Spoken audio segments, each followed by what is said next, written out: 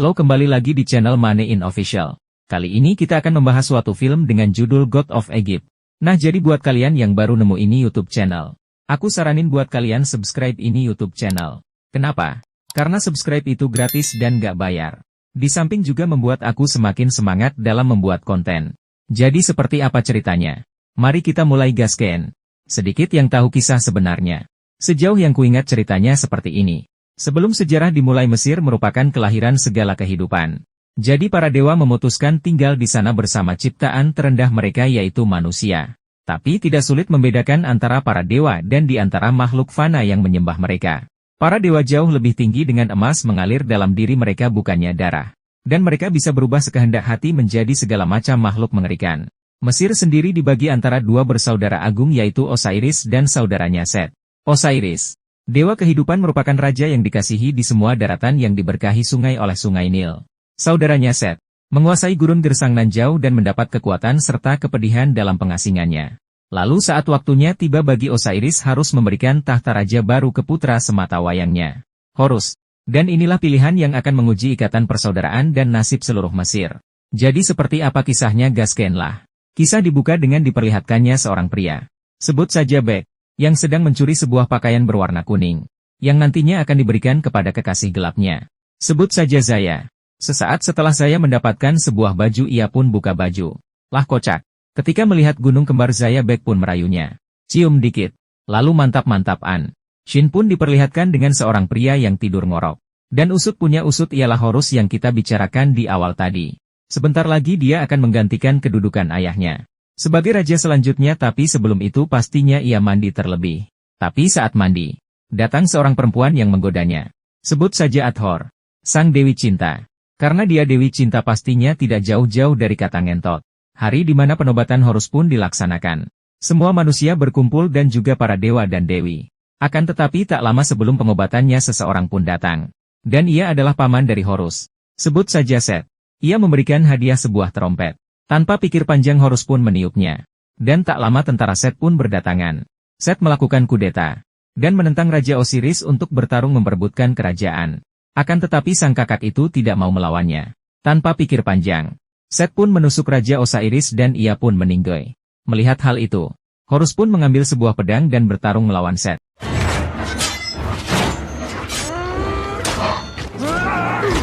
Sebenarnya dari segi kekuatan Horus seharusnya menang. Akan tetapi Set sepertinya tahu akan kelemahan Horus. Dan Horus pun harus menerima kekalahan. Set pun mengambil dua mata Horus dan ingin membunuhnya. Untungnya ada sang dewi cinta yang menghentikannya. Akhirnya Set pun menjadi raja. Dan ia pun membuat patung dirinya yang terbuat dari emas. Dan manusia sebagai budak untuk membuat patung tersebut. Alhasil banyak manusia yang meninggoy. Bahkan sampai ratusan juta manusia.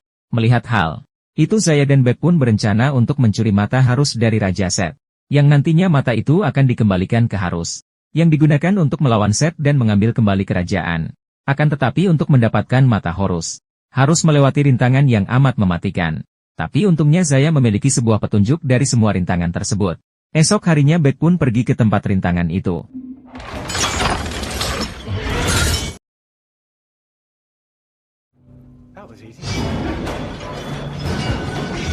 Semua jebakan berhasil ia lalui.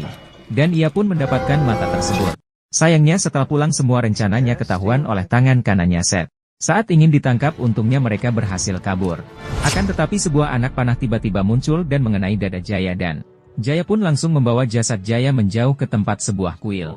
Dan ternyata Horus ada di situ. Bek pun meminta satu permintaan kepada Horus. Untuk menghidupkan saya kembali dengan imbalan matanya. Akan tetapi Horus tidak bisa melakukan semua itu. Setelah berbagai macam cara dilakukan namun tetap gagal. Horus pun memanggil sebuah makhluk yang mirip dengan serigala. Sebut saja Anubis. Tak lama kemudian, ia pun membawa arwah Zaya ke tempat alam barzah. Setelah Horus mendapatkan matanya kembali, ia pun berencana untuk membalaskan dendam ayahnya. Dan mengambil kembali kerajaannya itu. Ia pun pergi menemui kakeknya yang ada di langit. Sebut saja Ra. Di saat berbincang-bincang, datang seekor cacing raksasa yang amat mengerikan. Cacing tersebut bertujuan untuk melahap bumi dan isinya. Tetapi kakek api berhasil mengusirnya dengan kekuatannya. Setelah selesai Horus pun meminta sebotol air yang ada di kapal tempat kakeknya berada air tersebut. Nantinya air itu akan digunakan untuk mengalahkan Set. Di sisi lain Set pun terus berperang dan memperluas daerah kerajaannya. serta membunuh semua dewa yang membangkangnya. Ternyata kerajaan yang diperanginya adalah kerajaan istrinya sendiri. Karena istrinya membantahnya, ia pun memotong sayap istrinya itu. Di sisi lain Horus dan Bek kembali ke bumi dan menyusun sebuah rencana. Akan tetapi di dalam perjalanannya dihadang oleh raksasa banteng. Sebut saja PDI. Pertarungan Taurus dan PDI pun cukup epik.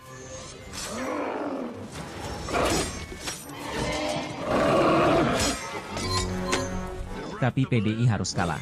Karena PDI bukanlah tandingan Horus. Setelah kalah dari Taurus ia pun turu. Dan dibunuh oleh Set karena tidak becus melawan orang yang matanya tinggal satu. Melihat hal itu dua janda loreng pun mengajukan diri untuk membunuh Horus. Keesokan harinya di saat Horus dan Bek beristirahat tiba-tiba terlihat badai mendekat dari kejauhan. Ternyata ia adalah dua janda loreng. Yang sedang mengejar mereka menggunakan ular dari Gua Ryuji yaitu Garaga dan Manda.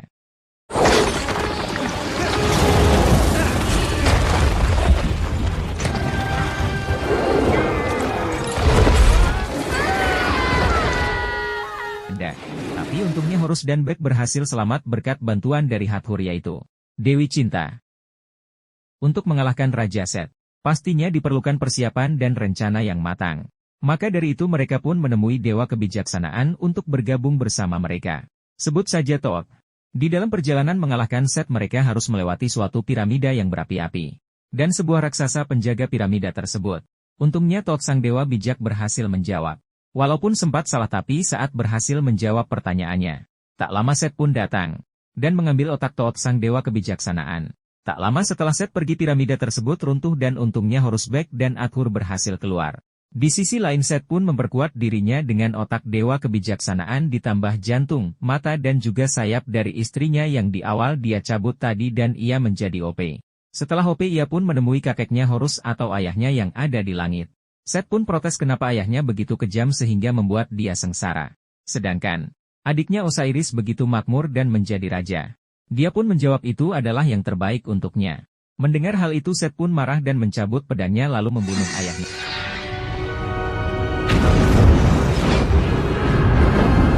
Setelah mengalahkan Ra, dunia pun menjadi kacau. Cacing raksasa yang di awal tadi juga datang.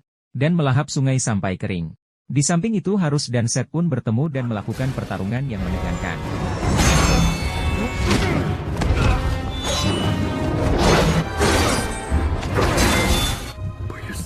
Karena Set memiliki senjata Dewara, pastinya ia lebih unggul. Di saat Set ingin menusuk Horus untungnya Bek datang dan menyelamatkan Horus. Alhasil saat Bek melawan Horus ia berhasil mendapatkan mata Horus yang kedua akhirnya mereka berdua berubah dan pertarungan berubah menjadi pertarungan makhluk yang mengerikan.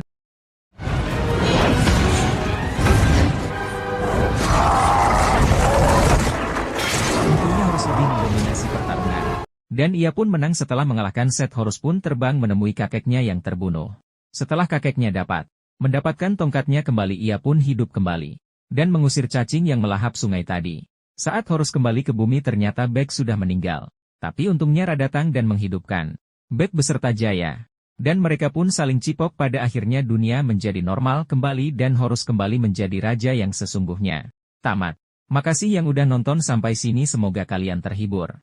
Jadi kalau kalian rasa channel ini bermanfaat dan suka konten-konten seperti ini aku sarankan buat kalian klik tombol subscribe karena gratis NGK bayar. Oke makasih.